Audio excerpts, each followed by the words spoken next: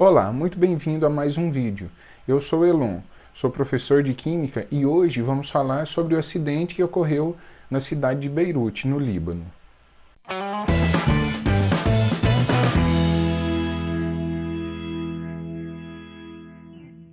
No dia 4 de agosto, as imagens da explosão que aconteceu em Beirute, no Líbano, chocaram o mundo. Cerca de 2.750 toneladas de nitrato de amônio que estavam estocados no porto da cidade explodiram. Isso segundo o presidente do país. Ainda não se sabe se a explosão aconteceu de forma intencional ou se foi apenas um acidente. O fato é que a explosão ocasionou na destruição da área central da cidade, devastando aquela região. Além da grande destruição na zona central da cidade, da destruição dos prédios e das construções, houve a destruição de cerca de 80% do estoque de trigo do país, deixando o país numa situação muito difícil. Pelas imagens dá para notar como a cidade era, como a região do porto era e como ficou após o acidente, após a explosão. O que causou esse acidente provavelmente foi o nitrato de amônio. E o que é esse nitrato de amônio?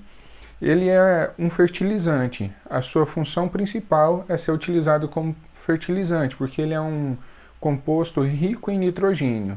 E o nitrogênio é um elemento fundamental para o crescimento das plantas. Cerca de 33,5% do nitrato de amônio é constituído de nitrogênio. O nitrogênio também é fundamental para os animais, pois é necessário o nitrogênio para constituir aminoácidos, e os aminoácidos que formam as proteínas.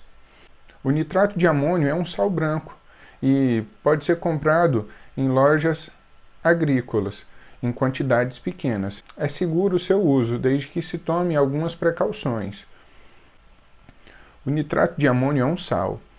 Os sais são constituídos por um cátion e um ânion. O cátion é o amônio, possui nitrogênio com número de oxidação -3, e o ânion é o nitrato, que é o NO3-, e o nitrogênio no ânion possui número de oxidação +5. Então, no mesmo composto tem o nitrogênio com número de oxidação -3 e +5.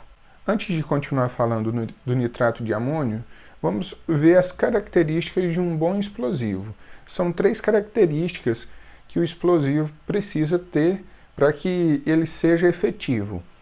Para a reação ser explosiva, precisa então, primeiro, que essa reação libere muito calor. Em segundo, que libere uma quantidade muito grande de gases. E em terceiro, que essa reação aconteça de forma quase que instantânea, tem que ser muito rápida. Para facilitar o entendimento, vamos pensar numa reação que não é explosiva, mas que libera muito calor e libera muitos gases, que é a combustão do carvão. Quando a gente vai acender o fogo, ou vai acender o carvão, a gente precisa fornecer uma quantidade de energia. Essa energia inicial é chamada de energia de ativação. Depois que o carvão começa a pegar fogo por conta própria, ocorre a reação que libera uma grande quantidade de gás e uma grande quantidade de calor. Porém, essa reação não acontece de forma rápida. Ela acontece lentamente e por isso que não é explosiva. Voltando para a reação do nitrato de amônio, ela é uma reação que libera grande quantidade de calor, libera muito gás e acontece de forma muito rápida.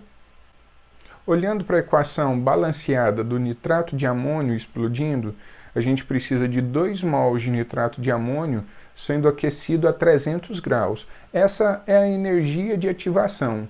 Da mesma forma que para queimar o carvão precisa de uma energia inicial, essa reação do nitrato de amônio também precisa ser iniciada.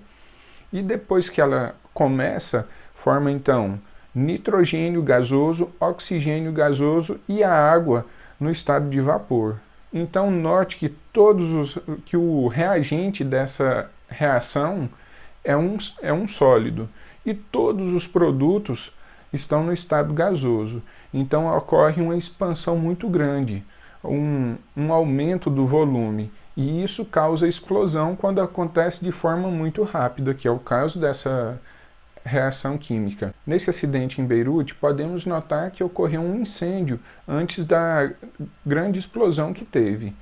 Esse incêndio que forneceu a energia inicial para que essa reação acontecesse. E dá para a gente estimar o volume de gases que foi liberado nessa reação explosiva, utilizando a equação dos gases ideais. Essa equação é PV igual a nRT, onde a pressão, aqui eu vou utilizar como 1 atm, que é a pressão final depois que a explosão aconteceu. V é o volume de gás formado, N é o número de mol formado na reação e R a constante dos gases ideais e T é a temperatura, que aqui eu vou utilizar como 300 graus, que é a temperatura mínima necessária para que a reação aconteça, mas durante a explosão a temperatura pode chegar em valores maiores ainda. Aqui vou fazer uma estimativa do volume formado. Então, olhando a equação química balanceada, 2 mols de nitrato de amônio, que corresponde a 160 gramas mais ou menos, tem um volume de 93 ml. Consigo esse valor utilizando a densidade do nitrato de amônio.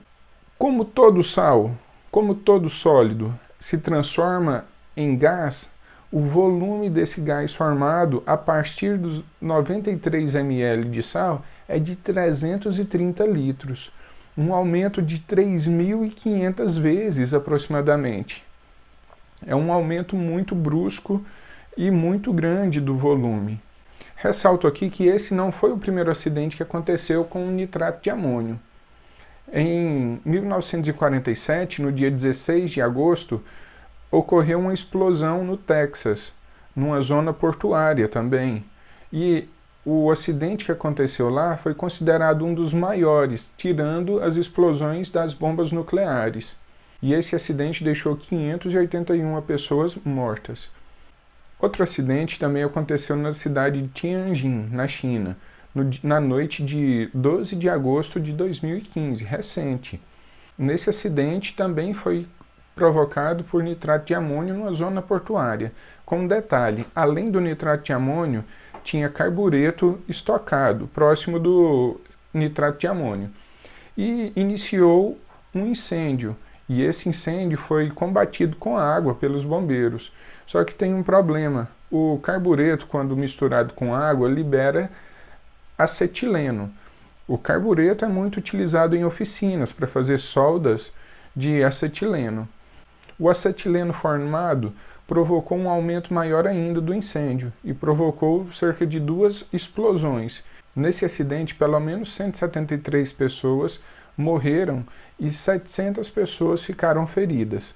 O que podemos perceber é que as substâncias químicas contribuem no desenvolvimento, mas devem ser tratadas com cuidado.